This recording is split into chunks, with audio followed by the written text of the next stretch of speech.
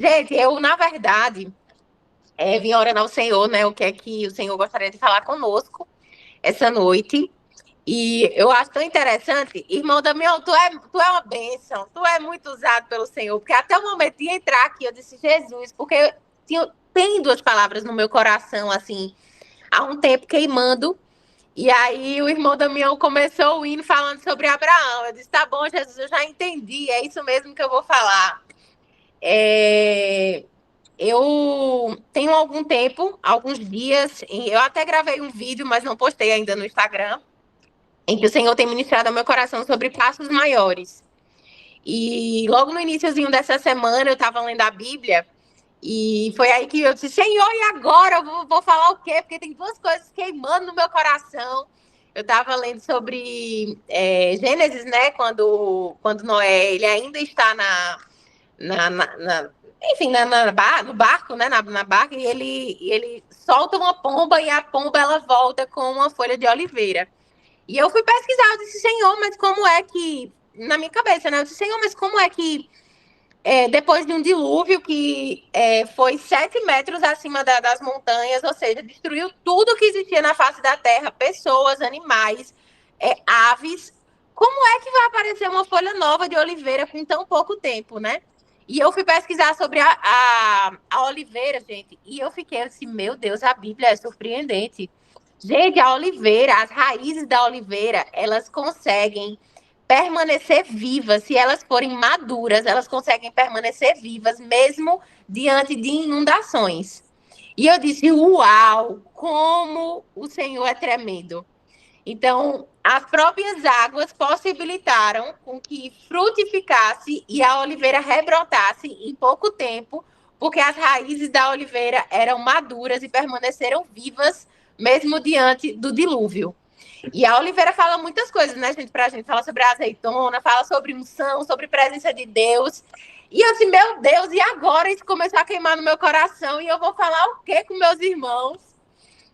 E eu tinha preparado, gente, aqui uma ministração, né, sobre a oliveira, e, enfim, sobre nós estarmos mesmo enraizados no Senhor.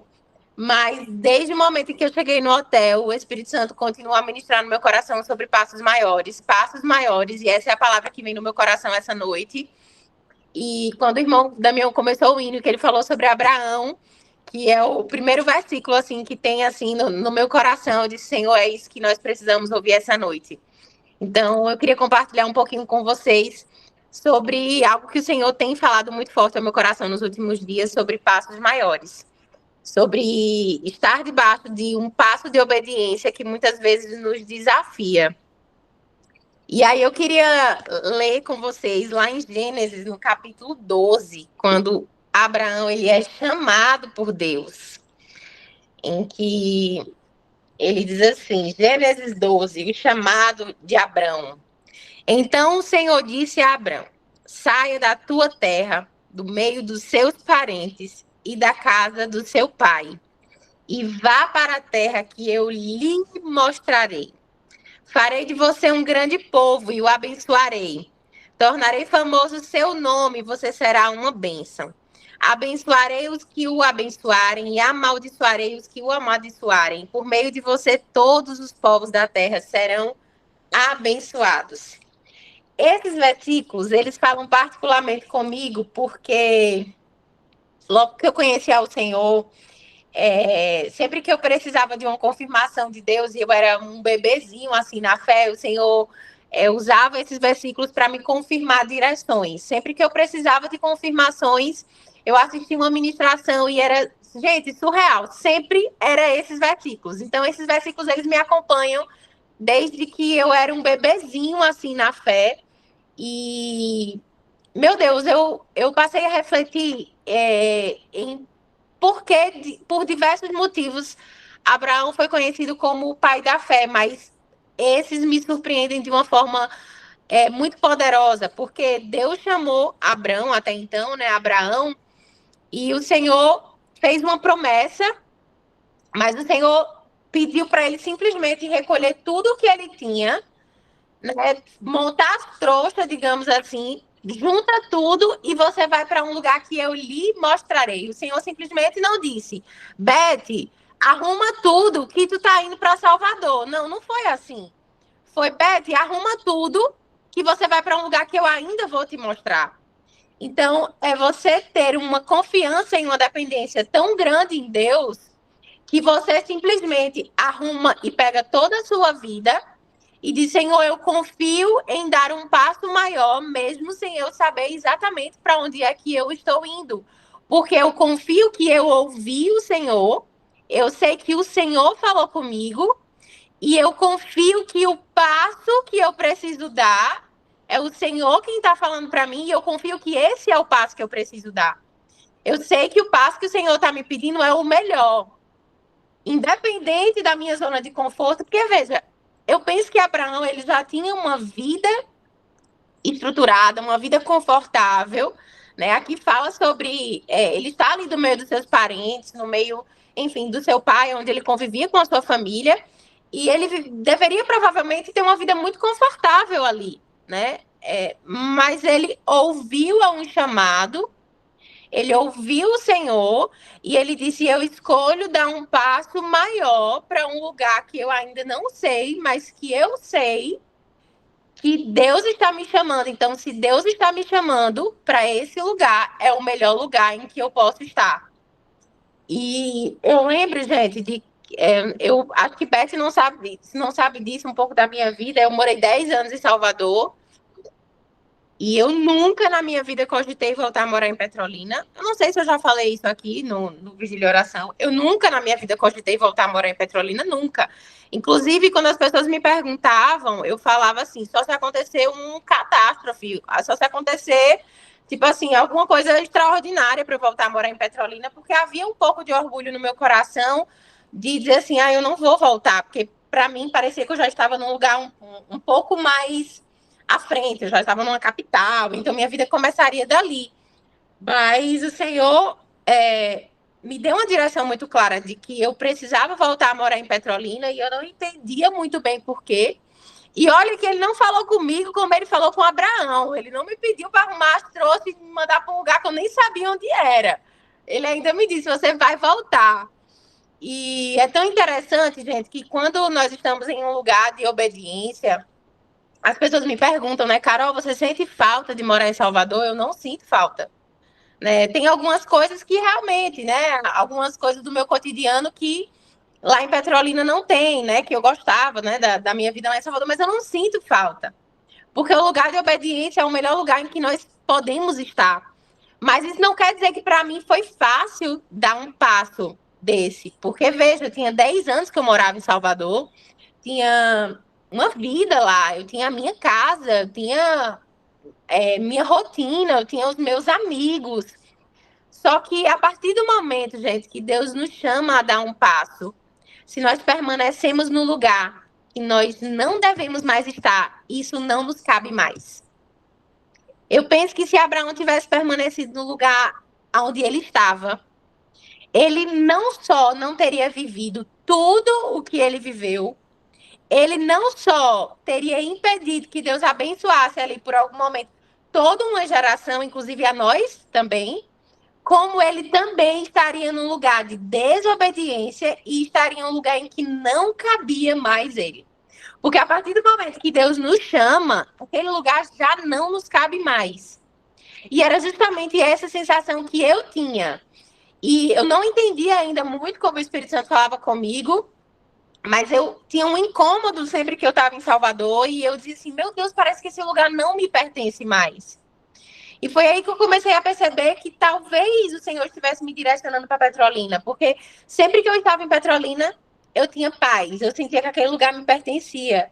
Mas quando eu estava em Salvador, parecia que aquilo não me cabia. Eu dizia, meu Deus, parece que eu não moro mais aqui. E foi aí que eu comecei a entender que não era mais uma estação da minha vida lá. E o Senhor estava me direcionando. E eu fazia, meu Deus, mas eu nunca pensei em voltar a morar em Petrolina.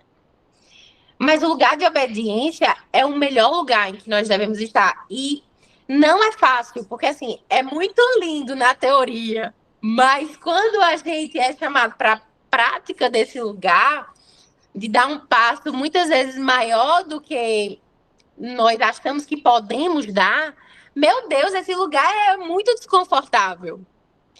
Porque nós saímos literalmente da nossa zona de conforto. E talvez essa palavra tenha falado tanto comigo, porque eu estou vivendo novamente essa estação, compartilhando aqui com vocês de um outro modo, mas o Senhor, sempre que nós vamos caminhando, chega um momento da caminhada em que Ele vai pedindo que a gente dê passos um pouco maiores.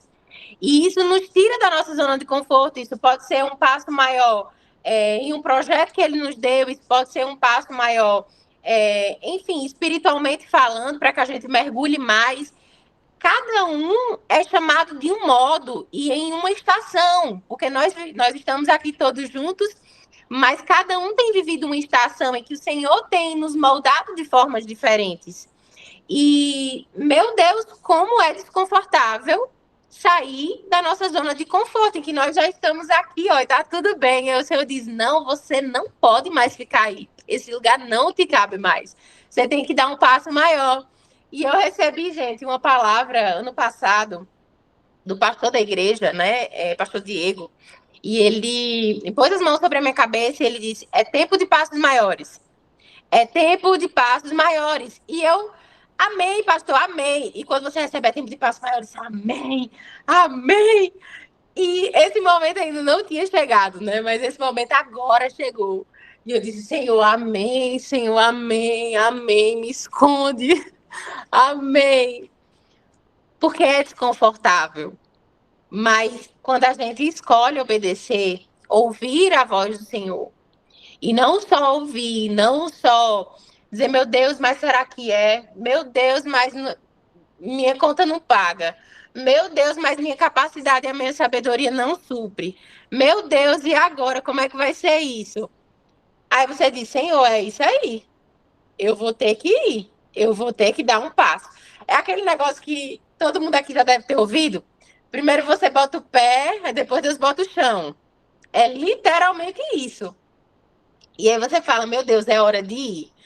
Igual como Abraão fez. Pegou tudo dele e disse, Senhor, lá vai eu. Vou agora. Gente, é um nível de dependência que assusta a gente. Porque é um nível de dependência muito grande. Você dizer assim, Senhor, lá vou eu. Agora, se não for o Senhor, não é mais ninguém.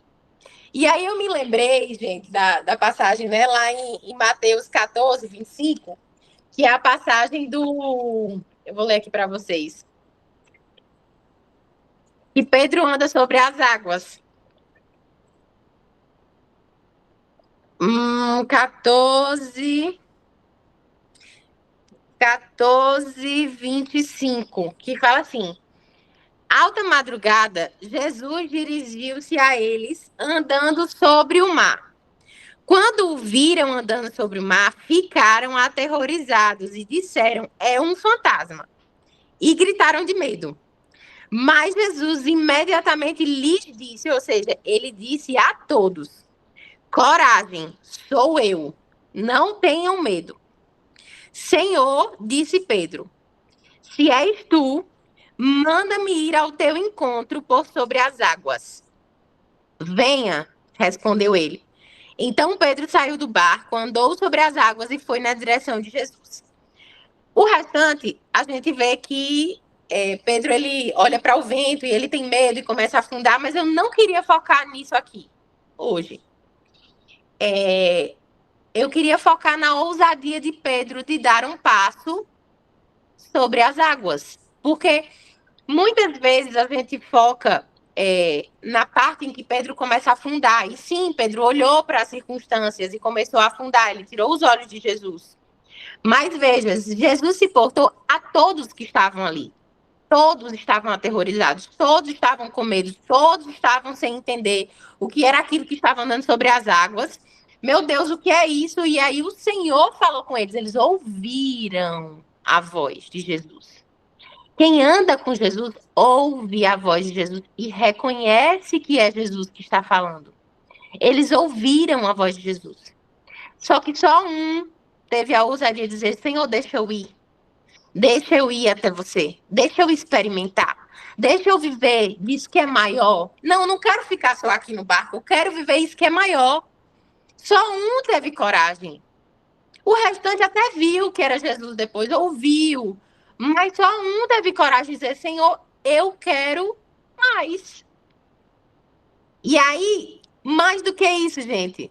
Eu fico pensando assim, Senhor, eu não sei se eu teria a coragem. Não é só a ousadia, porque falar todo mundo fala. Agora, colocar o pé nas águas que não tem nada embaixo que sustente, falar todo mundo fala. Agora, a coragem de colocar o pé sem ter o sustento embaixo, não é todo mundo que tem de ir.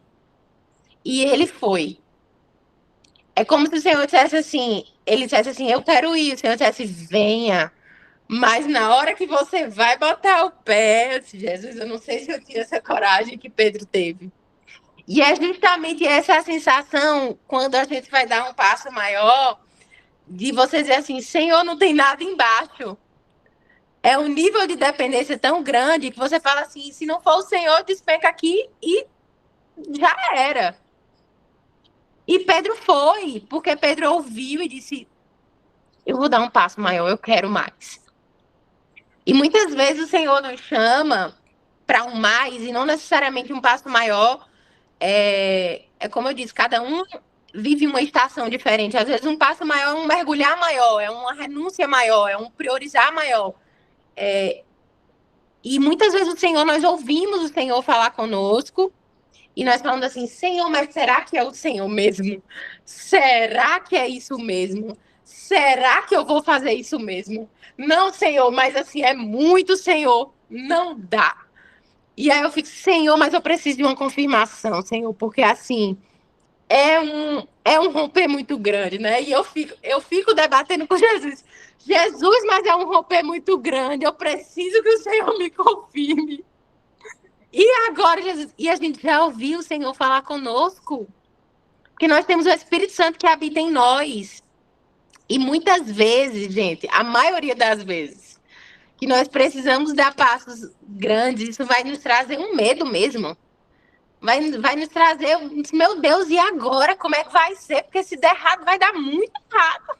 Geralmente o Senhor nos pede coisas que é como. Gente, é como diz: o dinheiro não pá, a conta não dá, a sabedoria humana não chega, o network de pessoas não bate. Senhor, como é isso? E eu tenho vivido, gente, estação justamente assim, de algo que o Senhor colocou no meu coração, e eu fico, Senhor, e aí? É isso mesmo? Só que o Senhor já me disse, é. E eu fico, Senhor, é isso mesmo. Senhor, mas tu sabe que eu não posso fazer da minha carne. E o Senhor vai, e eu disse, não, Senhor, mas eu preciso de uma confirmação. E a gente fica. E muitas vezes, gente, se a gente não tomar cuidado, a gente entra num lugar chamado desobediência. E aí nós vamos deixando com que, ao invés do que o Espírito Santo de Deus que habita em nós, que não é um espírito de covardia e de medo, mas é um espírito de poder, amor e ousadia, a gente vai tirando o fluir do Espírito Santo de Deus em nós e vai dando espaço a um lugar de medo. E nós não nos permitimos dar o passo que nós precisamos e que o próprio Deus já falou conosco. Porque nós somos muitas vezes intimidados diante das realidades. Nós muitas vezes ficamos intimidados porque nós olhamos aquilo que está ao nosso redor e nós falamos assim, Senhor, isso não é para mim, isso não dá, isso é muito maior, eu acho que isso é coisa da minha cabeça, eu acho que eu estou ficando doida.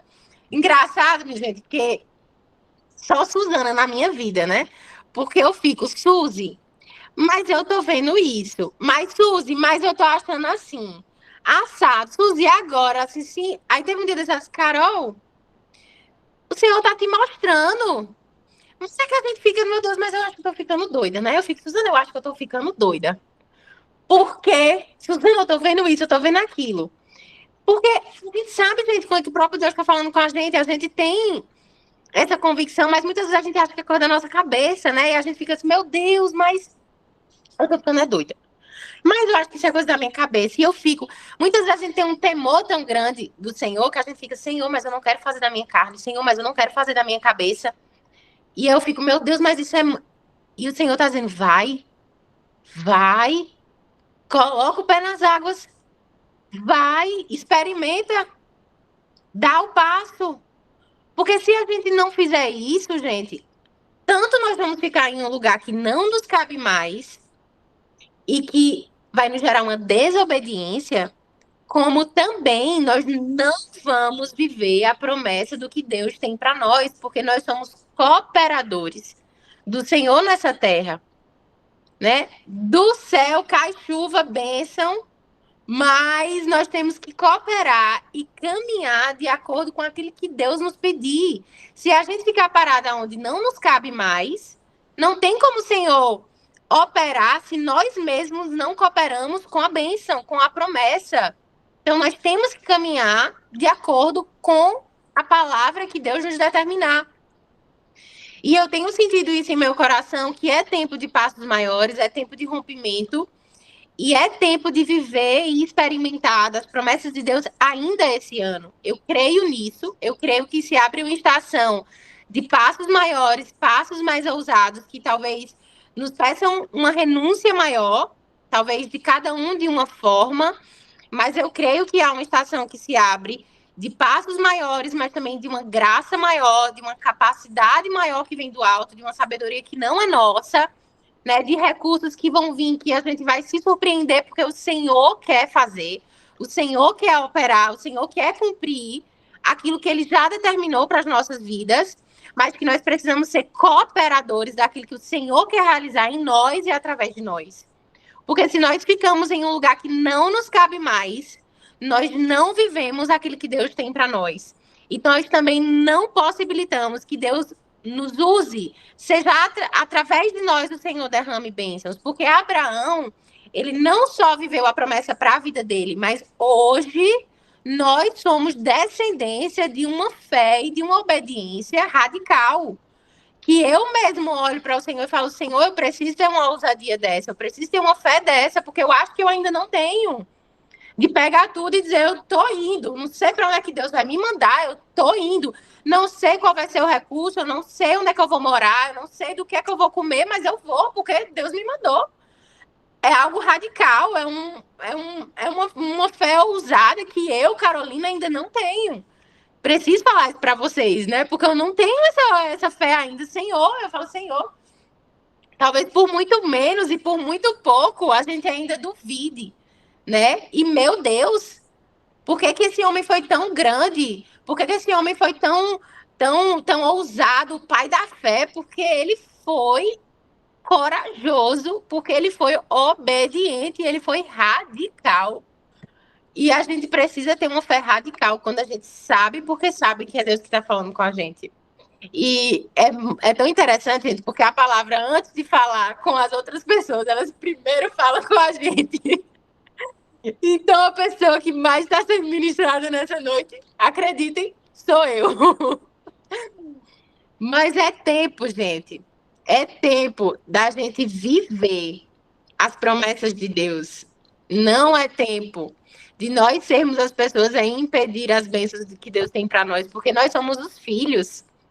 E se não formos nós, meu Deus, a comer o melhor dessa terra, a viver o melhor dessa terra, quem será? Do porquê Deus faria coisas tão maravilhosas, deixaria coisas tão maravilhosas, teria promessas tão grandiosas para as nossas vidas, se não for para a gente desfrutar disso.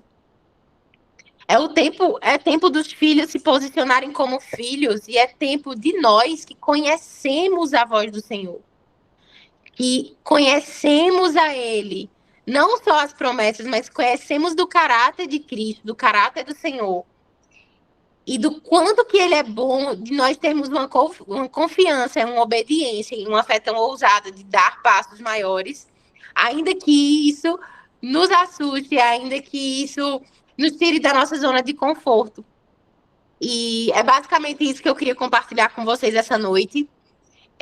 Eu tenho isso no meu coração, de que se abrir uma estação de passos maiores, que vão nos tirar da nossa zona de conforto, mas que também vão nos levar a um lugar que nós ainda não fomos, e a um lugar que nós ainda não experimentamos. Um lugar da promessa em que nós vamos desfrutar, não só das alegrias de vermos as promessas do Senhor se cumprindo, mas também de vermos que através da nossa vida outras pessoas vão ser alcançadas e abençoadas, porque nós conseguimos e fomos obedientes, né? Deuteronômio 28 fala, né, que se ouvirdes e obedeceres, nós vamos comer o melhor dessa terra. E eu acho lindo, porque Deuteronômio 28 fala assim, das inúmeras bênçãos do Senhor sobre a nossa vida, mas não só sobre a nossa vida, mas sobre as próximas gerações, que são abençoadas a partir da nossa obediência, porque nós decidimos, e é uma decisão, ouvir a voz de Deus e obedecer ao Senhor, ainda que isso nos custe e nos renuncie de muitas coisas. Mas nós só conseguimos, só é possível desfrutar de um lugar maior, só é possível desfrutar das promessas de forma inteira e completa se nós sairmos da nossa zona de conforto e dermos passos de fé diante dessa palavra. Em nome de Jesus.